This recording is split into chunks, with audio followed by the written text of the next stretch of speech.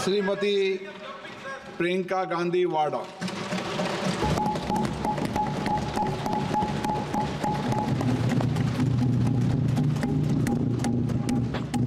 नमस्कार। माननीय अध्यक्ष महोदय जी, आज आपने मुझे इस सभा में बोलने का मौका दिया, इसके लिए मैं आपकी बहुत बहुत आभारी हूँ। सबसे पहले जो सुरक्षाकर्मी, जो जवान अफसर 13 दिसंबर को संसद की सुरक्षा के लिए शहीद हुए, उनके प्रति मैं श्रद्धांजलि व्यक्त करना चाहती हूँ। महोदय, हजारों साल पुरानी हमारी देश की, धर्म की एक पुरानी परंपरा रही है। ये परंपरा संवाद, चर्चा की रही है। एक गौरवशाली परंपरा है जो दर्शन ग्रंथों में, वेदों में, उपनिषदों में दिखती है।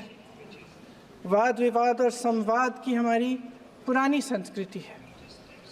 अलग अलग धर्मों में भी, इस्लाम में, सूफियों में, बौद्ध धर्म में, जैन धर्म में, सिख धर्म में भी ये वाद संवाद, ये चर्चा बहस, इसकी संस्कृति रही है। इसी परंपरा से उभरा हमारा स्वतंत्रता संग्राम। हमारा स्वतंत्रता संग्राम विश्व में एक अनोखा संग्राम था, एक अनोखी लड़ाई थी जो अहिंसा और सत्य पर आधारित थी। ये वाद संवाद की जो परंपरा है, इसको इस संग्राम ने आगे कैसे बढ़ाया? क्योंकि ये जो संग्राम था, ये जो लड़ाई थी हमारी आज़ादी के लिए, एक बेहद लोकतांत्रिक लड़ाई थी। इसमें देश के किसान, देश के जवान, देश के मजदूर, देश के अधिवक्ता, देश के बुद्धिजीवी, चाहे किसी भी जाति के हों, चाहे किसी भी धर्म के हों, चाहे किसी भी भाषा को बोलते हों, सब इस स्वतंत्रता संग्राम में शामिल हुए। सब ने हमारे देश की आज़ादी की लड़ाई लड़ी।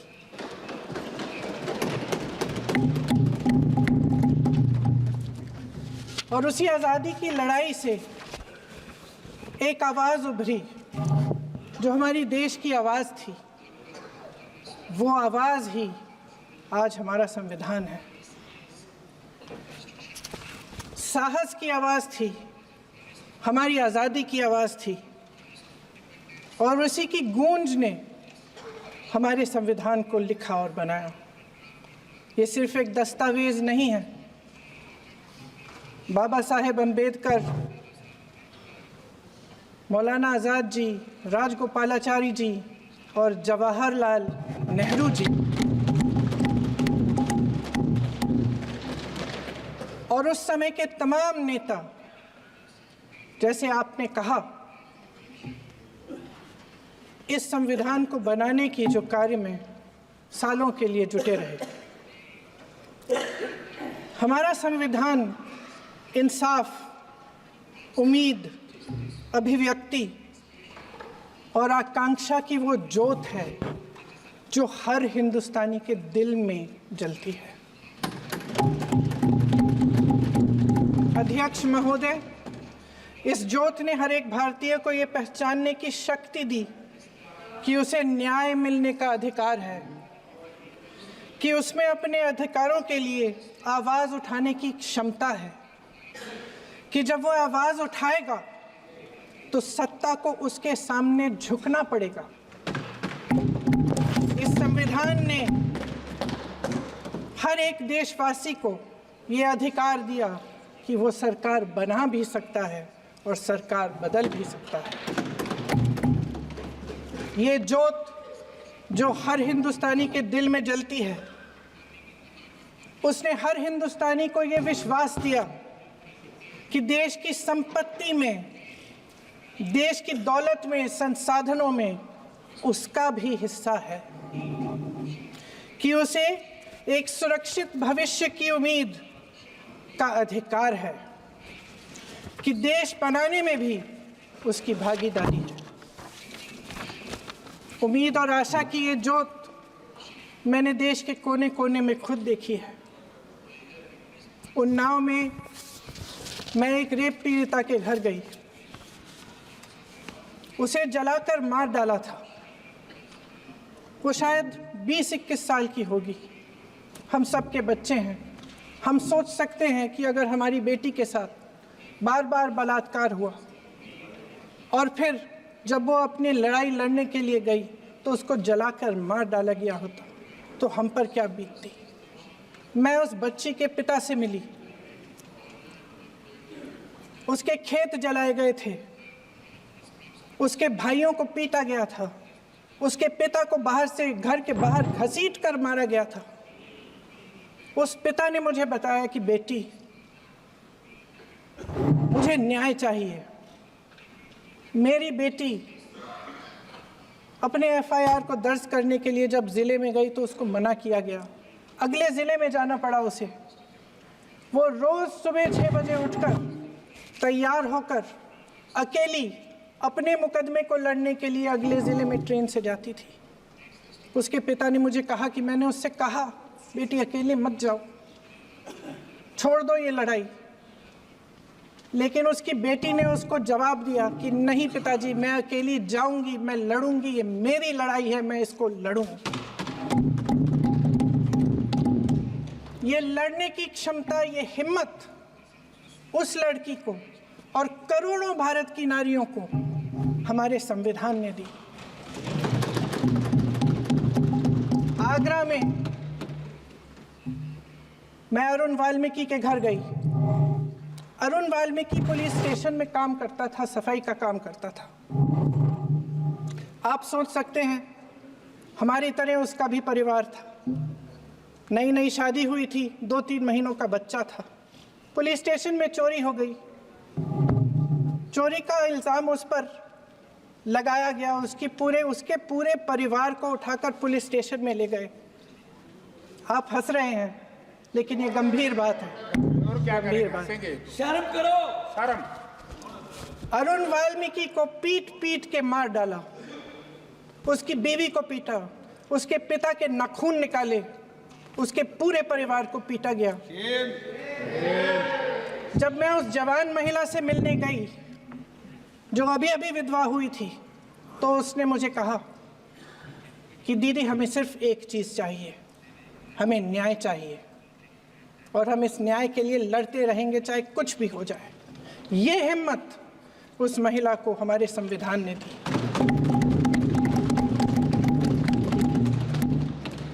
संभल के कुछ लोग आए थे हमसे मिलने जो मृतकों के परिवार के सदस्य थे। उसमें 2 बच्चे थे, अदनान और उजैर। आप सुनिए। उसमें 2 बच्चे थे, अदनान और उजैर। एक बच्चा मेरे बच्चे की उम्र का है, दूसरा उससे छोटा 17 साल का है। दर्जी के बेटे थे। दर्जी का एक ही सपना था कि वो अपने बेटों को पढ़ाएगा, लिखाएगा। एक बेटा डॉक्टर बनेगा, एक बेटा भी सफल होगा दूसरा बेटा भी अपने जीवन में सफल होगा। उनके पिताजी हर रोज उनको स्कूल छोड़ते थे। उस दिन भी स्कूल छोड़ने के बाद अपनी दुकान में चले गए।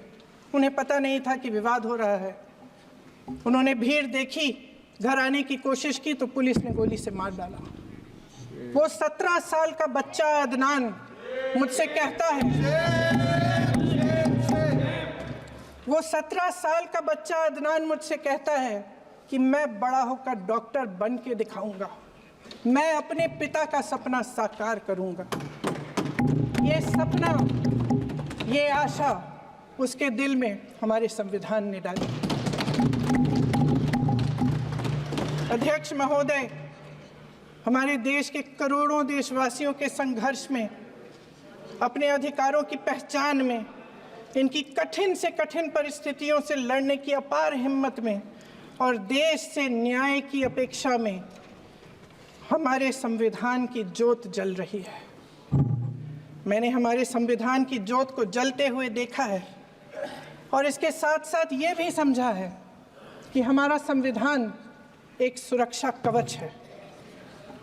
एक ऐसा सुरक्षा कवच है जो देशवासियों को सुरक्षित रखता है, न्याय का कवच है, एकता का कवच है और अभिव्यक्ति की आज़ादी का कवच है। दुख की बात यह है कि मेरे सत्ता पक्ष के साथी जो बहुत बड़ी बड़ी बातें करते हैं, इन्होंने इन 10 सालों में ये सुरक्षा कवच, सत्ता पक्ष के मेरे साथियों ने ये सुरक्षा कवच तोड़ने का पूरा प्रयास किया है। संविधान में सामाजिक, आर्थिक और राजनीतिक न्याय का वादा है। ये वादा एक सुरक्षा कवच है जिसको तोड़ने का काम शुरू हो चुका है। लैटरल एंट्री और निजीकरण के जरिए ये सरकार आरक्षण को कमजोर करने का काम कर रही है। अगर लोकसभा में ये नतीजे नहीं आए होते तो ये संविधान बदलने का काम भी शुरू कर लेते। सच्चाई ये है अध्यक्ष महोदय कि आज संविधान बार बार इसलिए कह रहे हैं क्योंकि इस चुनाव में इनको पता चल गया कि इस देश की जनता ही इस संविधान को सुरक्षित रखेगी, कि इस चुनाव में हारते हारते जीतने से इन्हें एहसास हुआ कि ये संविधान बदलने की बात इस देश में नहीं चलेगी। आज जनता की मांग है कि जाति जनगणना हो। सत्ता पक्ष के मेरे साथी ने इसका जिक्र किया। ये जिक्र भी आज इसलिए हो रहा है क्योंकि चुनाव में ये नतीजे आए। ये जाति जनगणना इसलिए जरूरी है ताकि हमें पता चले कि किसकी क्या स्थिति है और नीतियां उस हिसाब से बने। इनकी गंभीरता का प्रमाण ये है कि जब चुनाव में पूरे विपक्ष ने जोरदार आवाज उठाई कि ये जाति जनगणना होनी चाहिए, तो इनका जवाब देखिए। इनका जवाब भैंस भाग भैंस चुरा लेंगे, मंगलसूत्र चुरा लेंगे, इनका ये जवाब था। ये गंभीरता है इनकी जाति जनगणना पर। महोदय, हमारे संविधान ने आर्थिक न्याय की नींव डाली, किसानों, गरीबों और को जमीन बांटी, भूमि सुधार किया, जिसका नाम लेने से कभी कभी आप झिझकते हैं और कभी कभी उनका नाम धड़ाधड़ इस्तेमाल किया जाता है अपने आप को बचाने के लिए। उन्होंने HAL, BHEL, SAIL, GAIL, ONGC, NTPC, railways, IIT, IIM, oil refineries, तमाम PSU बनाए। अध्यक्ष महोदय, उनका नाम पुस्तकों से मिटाया जा सकता है, उनका नाम भाषणों से मिटाया जा सकता है, लेकिन जो उनकी भूमिका रही इस देश की आज़ादी के लिए और इस देश के निर्माण के लिए, वो इस देश में से कभी मिटाया नहीं जा सकता। 75 सालों में जनता का भरोसा रहा कि नीतियाँ बनेंगी तो जनता की भलाई के लिए बनेंगी। जल जंगल जमीन का अधिकार मिला आदिवासी भाई बहनों को। इंदिरा जी ने बैंकों का राष्ट्रीयकरण करवाया, खदानों का राष्ट्रीयकरण कराया। कांग्रेस और यूपीए की सरकारों में शिक्षा का, भोजन का अधिकार मिला। 75 सालों में जनता का भरोसा मिला। पहले संसद चलती थी तो जनता की उम्मीद होती थी कि सरकार महंगाई और बेरोजगारी पर चर्चा करेगी, कोई उपाय निकालेगी, कोई रास्ता निकालेगी। लोग मानते थे कि अगर कोई नई आर्थिक नीति बनेगी तो देश की अर्थव्यवस्था को मजबूत बनाने के लिए बनेगी, तो भारतीय बाजार को मजबूत बनाने के लिए बनेगी, उनके भविष्य को मजबूत बनाने के लिए बनेगी। किसान और आदिवासी भाई बहन भरोसा करते थे कि यदि ज़मीन के कानून में संशोधन होगा तो उन्हीं की भलाई के लिए होगा। आप नारी शक्ति की बात करते हैं, आज चुनाव की वजह से शायद इतनी बातचीत हो रही है नारी शक्ति के बारे में, क्योंकि हमारे संविधान ने महिलाओं को ये अधिकार दिया, उनकी शक्ति को परिवर्तित किया वोट में। और आज आपको पहचानना पड़ रहा है कि महिलाओं के बिना, कि नारी शक्ति के बिना ये सरकारें नहीं बन सकती हैं। इसीलिए आज आप नारी शक्ति की बातें दोहरा रहे हैं। जो आप नारी शक्ति का अधिनियम लाए हैं उसको लागू क्यों नहीं करते? वो 10 साल बाद लागू क्यों होगा? क्या आज की नारी 10 साल इंतजार करेगी उसके लागू करने के लिए? क्या बात है, क्या बात है।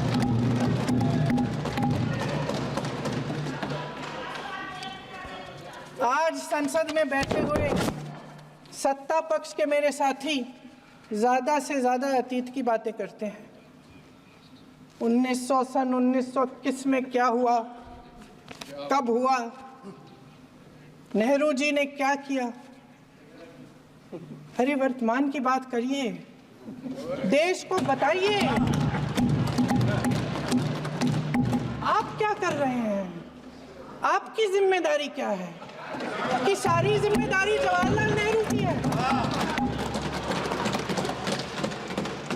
अध्यक्ष महोदय जी, ये सरकार आर्थिक न्याय का सुरक्षा कवच तोड़ रही है। आज संसद में बैठी ये सरकार बेरोजगारी और महंगाई से जूझ रही हमारी जनता को क्या राहत दे रही है? कृषि के कानून भी बड़े बड़े उद्योगपतियों के लिए बन रहे हैं। सही एमएसपी को छोड़िए, डीएपी तक नहीं मिल रहा है।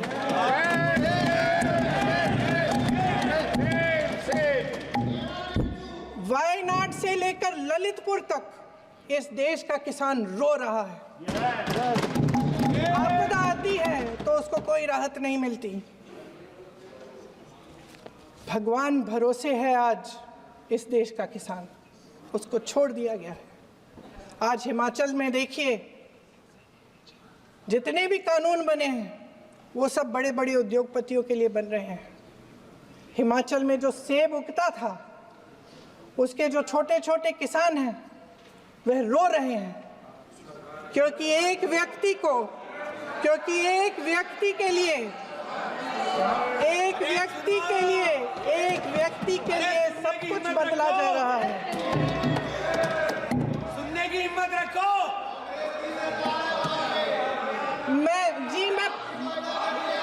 अध्यक्ष महोदय जी, अध्यक्ष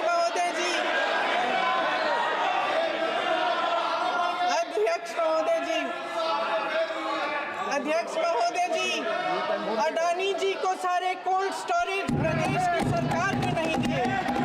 अडानी जी को सारे कोल्ड स्टोरेज आपकी सरकार ने दिए। देश देख रहा है कि एक व्यक्ति को बचाने के लिए 142 करोड़ देश की जनता को नकारा जा रहा है। सारे बिजनेस, सारे संसाधन, सारी दौलत, सारे मौके एक ही व्यक्ति को सौंपे जा रहे हैं। सारे बंदरगाह, एयरपोर्ट्स, सड़कें, रेलवे का काम, कारखाने, खदाने, सरकारी कंपनियां सिर्फ एक व्यक्ति को दी जा रही है। जनता के मन में हमेशा ये विश्वास होता था कि अगर कुछ नहीं है तो संविधान हमारी सुरक्षा करेगा, मगर आज आम लोगों के बीच ये धारणा बनती चली जा रही है कि सरकार सिर्फ अडानी जी के मुनाफे के लिए चल रही है। देश में बहुत तेजी से गैर बराबरी बढ़ रही है। जो गरीब है वो और गरीब हो रहा है, जो अमीर है वो और अमीर हो रहा है। इस सरकार ने आर्थिक न्याय की भी सुरक्षा कवच तोड़ दिया है।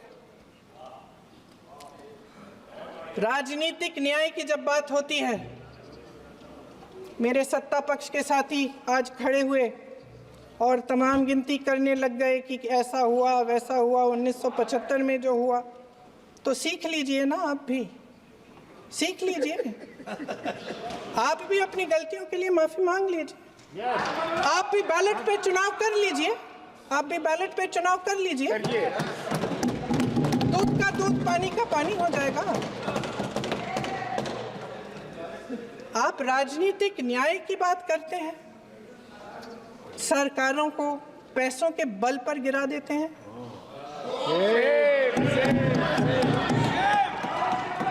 मेरा आग्रह है कि अपन संविधान में सकारात्मक बोले।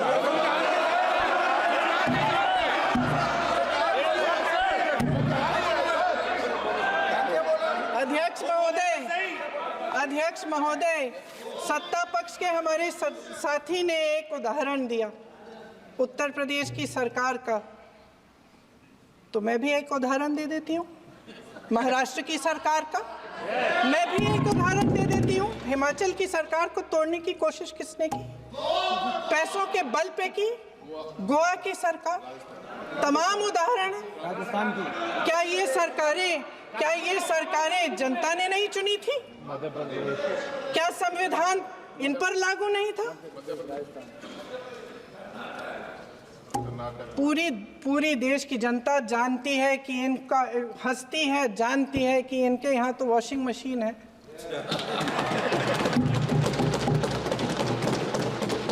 तो यहाँ से वहाँ जाता है, वो धुल जाता है। इस तरफ दाग, उस तरफ स्वच्छता। और मेरे कई ऐसे साथी हैं जो इस तरफ होते थे उस तरफ चले गए,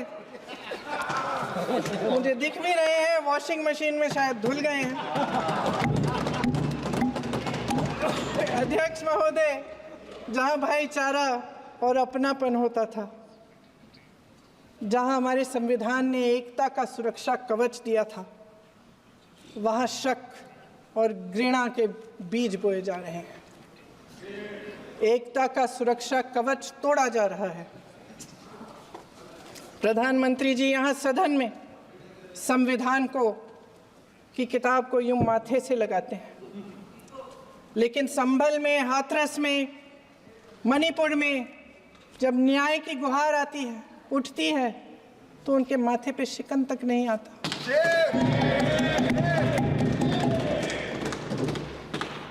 शायद समझ नहीं पाए हैं कि भारत का संविधान संघ का विधान नहीं है।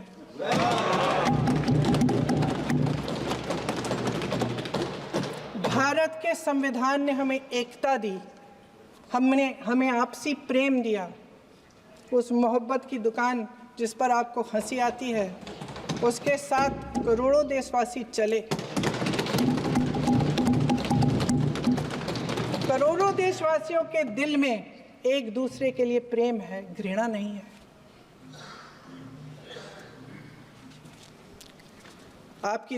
इनकी जो विभाजनकारी नीतियां हैं, उसका नतीजा हम रोज देखते हैं।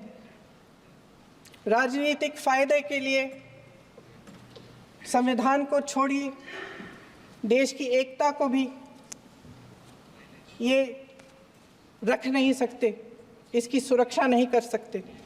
हमने संभल में देखा, मणिपुर में देखा। दरअसल इनका कहना है कि अलग अलग इस देश के अलग अलग हिस्से हैं, कैमरा लेकिन हमारा संविधान कहता है कि ये देश एक है और ये देश एक रहेगा। जहां खुला विवाद होता था, अभिव्यक्ति का सुरक्षा कवच होता था, इन्होंने भय का माहौल पैदा किया है। सत्ता पक्ष के मेरे साथी अक्सर 75 सालों की बात करते हैं, लेकिन इन 75 सालों में ये उम्मीद, आशा, ये अभिव्यक्ति की ज्योति कभी थमी नहीं, कभी बुझी नहीं।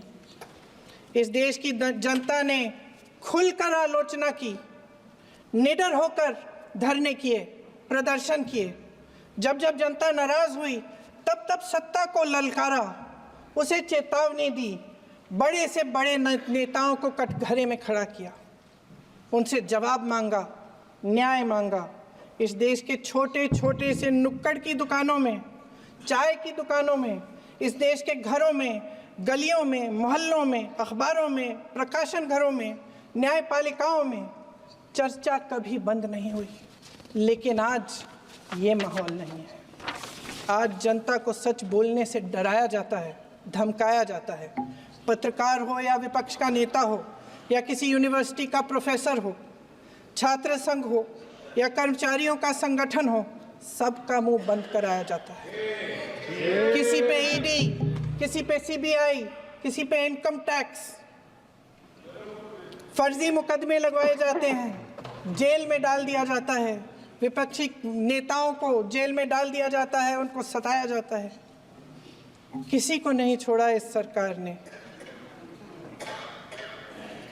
देशद्रोही कह के उत्तर प्रदेश में मुझे याद है कुछ अध्यापिकाएं प्रदर्शन कर रही थी, उन पर मुकदमा डाल दिया देशद्रोही का, उन्हें देशद्रोही कह दिया। इन्होंने देश का पूरा माहौल भय से भर दिया है।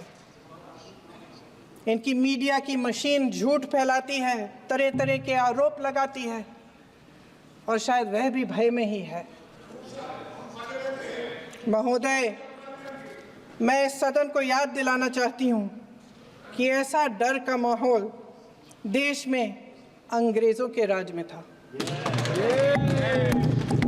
जब इस तरफ बैठे हुए गांधी की विचारधारा वाले लोग आज़ादी की लड़ाई लड़ रहे थे और उस तरफ वाली विचारधारा वाले लोग भय में रहकर अंग्रेजों के साथ साठगांठ कर रहे थे।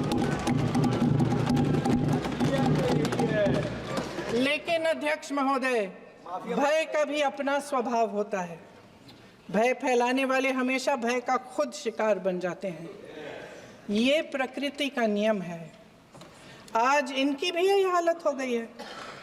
भय फैलाने के इतने आदी हो गए हैं कि खुद भय में रहने वाले हैं, चर्चा से डरते हैं, आलोचना से घबराते हैं। कई दिनों से हम मांग रहे हैं कि चर्चा करिए, लेकिन चर्चा करने की हिम्मत ही नहीं है।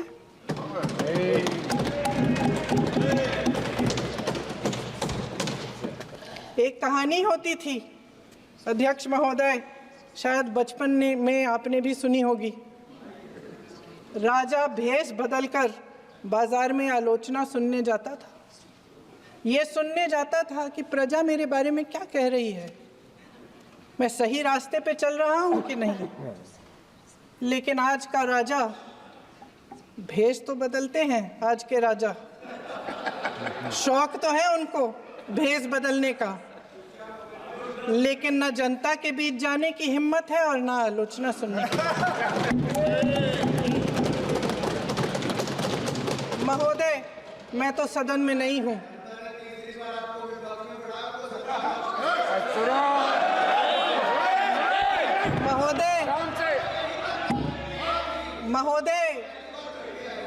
महोदय, जनता में बहुत विवेक है, ये सही है।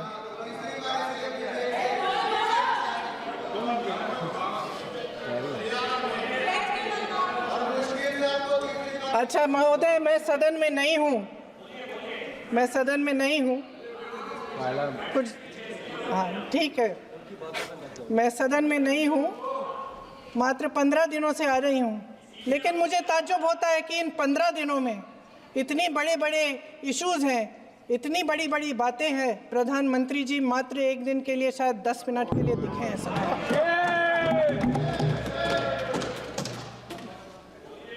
बात यह है अध्यक्ष महोदय जी कि ये देश भय से नहीं, साहस और संघर्ष से बना है।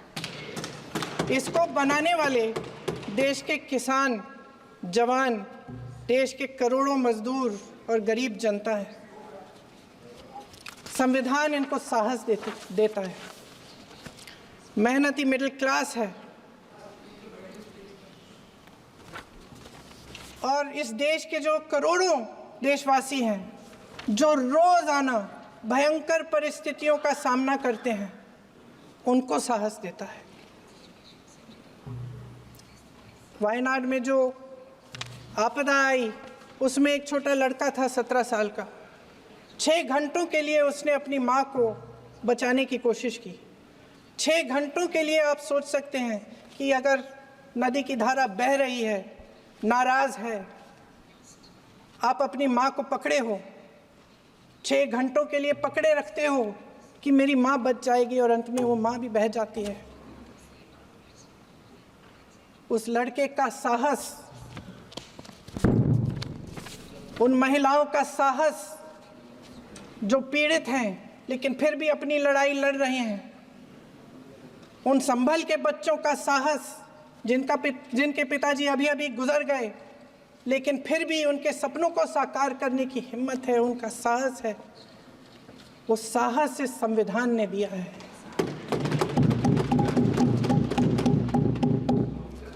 वो आत्मविश्वास इस संविधान ने दिया है।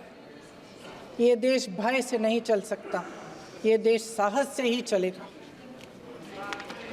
भय की भी सीमा होती है और जब वो सीमा पार हो जाती है, जब किसी को इतना दबाया जाता है कि उसको लगने लगता है कि अब मेरे पास खोने के लिए कुछ नहीं है, तब उसमें एक ऐसी शक्ति पैदा होती है जिसके सामने कोई कायर खड़ा नहीं हो सकता। ये देश कायरों के हाथों में ज़्यादा देर तक कभी नहीं रहा है। ये देश उठेगा, ये देश लड़ेगा, सत्य मांगेगा, सत्यमेव जयते। जय हिंद।